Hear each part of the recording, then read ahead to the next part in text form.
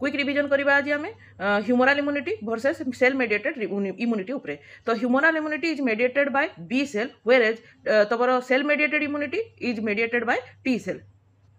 Humoral immunity कौन होता है तुम एंटीबॉडी प्रोडक्शन होता है किंतु सेल मेडिएटेड इम्यूनिटी कौन प्रकार एंटीबॉडी प्रोडक्शन हो न थाए।